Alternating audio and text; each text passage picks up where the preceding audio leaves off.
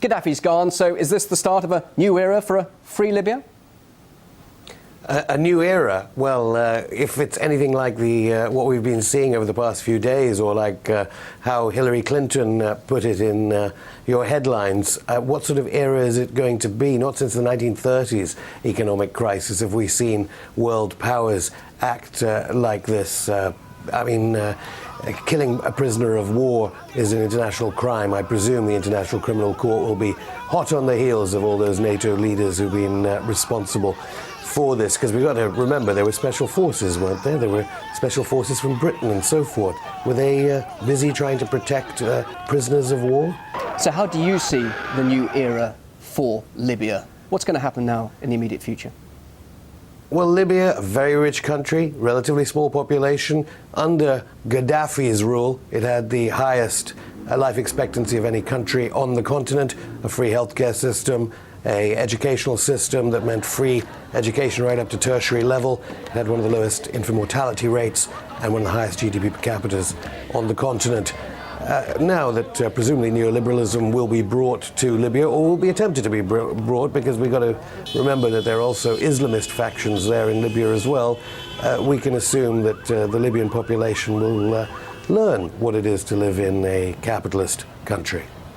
By all accounts, there are many who were saying they didn't benefit from the oil revenues. That's, after all, in those areas which weren't close to either Gaddafi's clan or indeed to Tripoli. And that was indeed the cause of this revolution. And those, of course, are now saying this is a new start for them. But are you seeing that there's going to be a lot more violence now, retribution between those who oppose Gaddafi and those who supported him? And if that's the case, shouldn't NATO carry on with its presence there? Well, NATO is there under UN Resolution 1973, and if there are going to be threats to civilian populations, surely they should still be there. I think, as the Russian foreign minister implied, Sergei Lavrov implied, that resolution was completely abused by the United States and its allies. There won't be a United Nations resolution passed for quite a while that implies any sort of force. I would assume now, as China and Russia will realize that they have to veto resolutions, that even slight resolutions at the UN Security Council.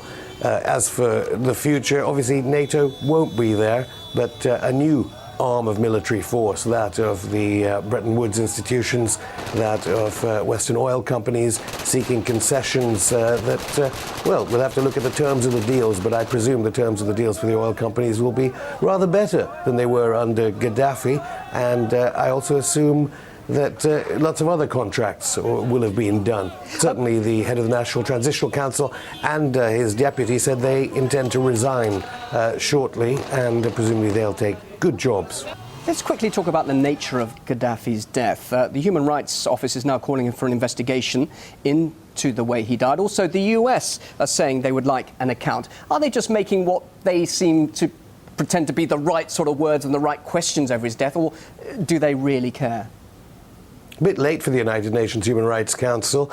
In the beginnings of this war, they relied on media reports, and I hope to get onto that, the media manipulation of the war, because they should have been relying on UN fact-finding missions. The UN Human Rights Council report will no doubt be delayed, and we'll see what happens. As to what the Americans think, well, we saw what the US Secretary of State thinks about the killing of prisoners of war, and as has been said many times, at least on some channels, I've got to tell you that on the mainstream media, no one is saying that NATO and its allies wanted Gaddafi dead, want Mutassim dead, and want Saif al-Gaddafi, who we don't know where he is at the moment. They want him dead too. They don't want him talking about his deals and how he tried to turn his father's legacy.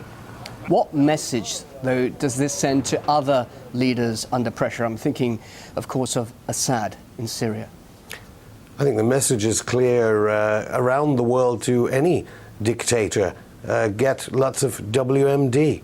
And when Gaddafi hugged Tony Blair and gave up his weapons of mass destruction, the moral is the international forces, I shouldn't say international forces because all around the world this is being viewed very differently.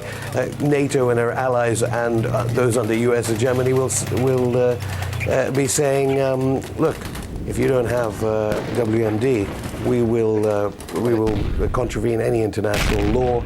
We will use whatever means necessary for our economic interests. Just finally, the NTC, it's a transitional government, interim government.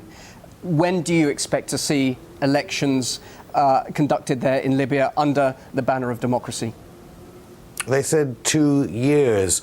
I think we're already seeing rather dangerous problems occurring in Egypt at the moment as the United States seeks to show some power there.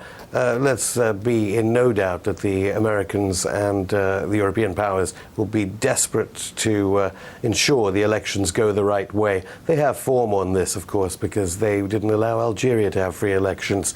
So those elections, 2 years, I don't know why it takes 2 years to organize elections in Libya. I guess a country that size, the population of London, maybe it's, I don't know, postal ballots? That's always interesting to hear your thoughts, Afshin Rattansi, live there in London. Thank you very much indeed for joining us here on RT.